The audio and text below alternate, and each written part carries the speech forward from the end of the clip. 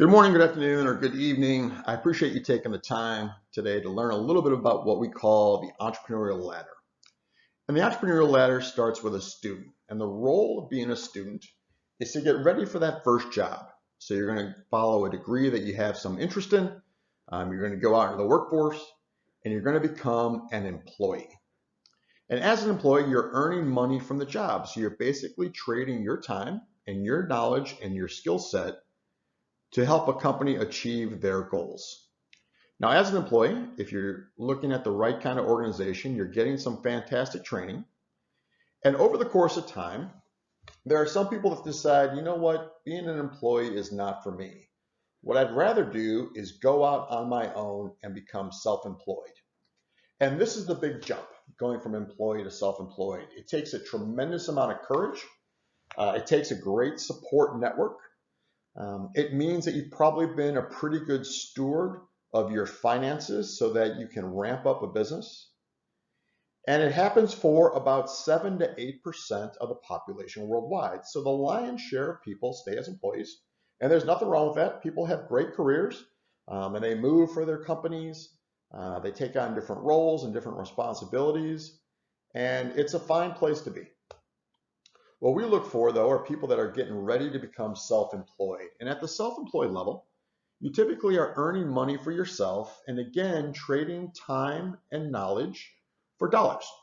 Oftentimes, people at that self-employed level are in the kind of business that they've got a particular skill in, and they're out in the marketplace and they're doing great things. And over time, what happens is that their reputation and their production and their service starts to generate more demand than they can handle for themselves personally. And so they move up into what I like to think of that lower rung of manager, and they go out and make that first hire.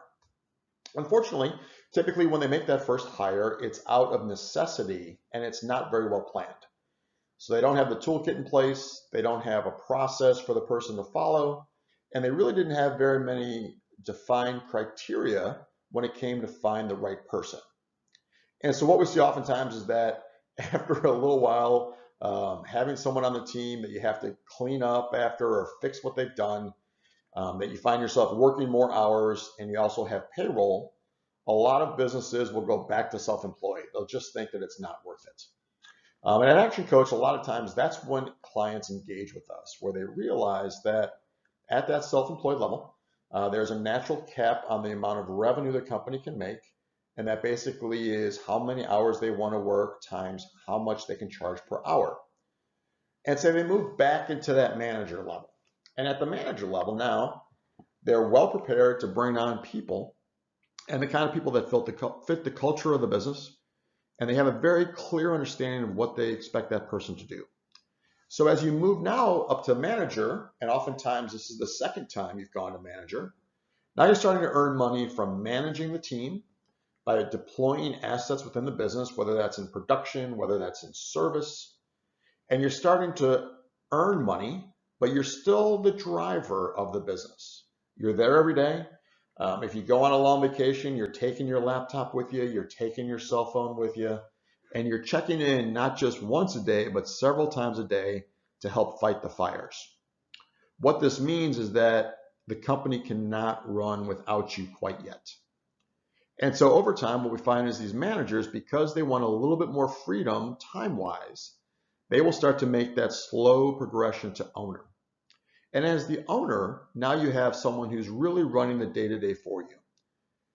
You're making money not only from your salary, but you're also taking profits out of the business, and those profits are typically generated without your involvement.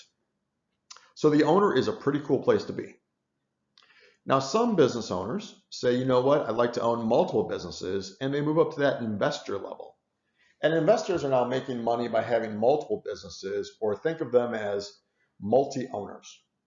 So you may have a company in one industry, you may have a company in a different industry, you may have converted your existing or original business into a business op that you're marketing across the country, but you're starting to make money a little bit on a passive level as an investor.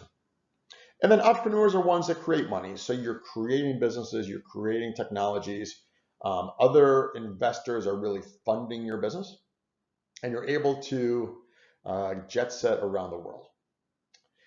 If you look though at the entrepreneurial ladder, what we find is that this is a progression that we see business owners make all around the world.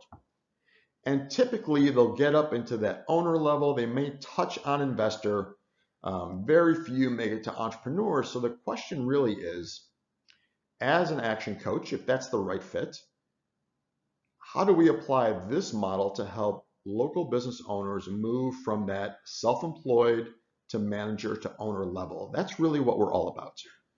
And for yourself, even if it's not for Action Coach, as you look down the path of becoming an entrepreneur, where do you see yourself wanting to be on this ladder in 5 years' time? Do you want to be self-employed? They can be great businesses. Do you want to have a team in that manager level? Or do you want to be that owner where you've got a lot of people working for you?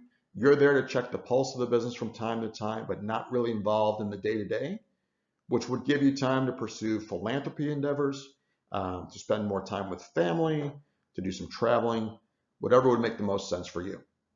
So what we're going to walk through today, or as we get together next time, is the entrepreneurial ladder and talk about where we see in the marketplace people get stuck and how, as action coaches, we help business owners move from level to level. I appreciate you taking the time today and look forward to talking with you soon.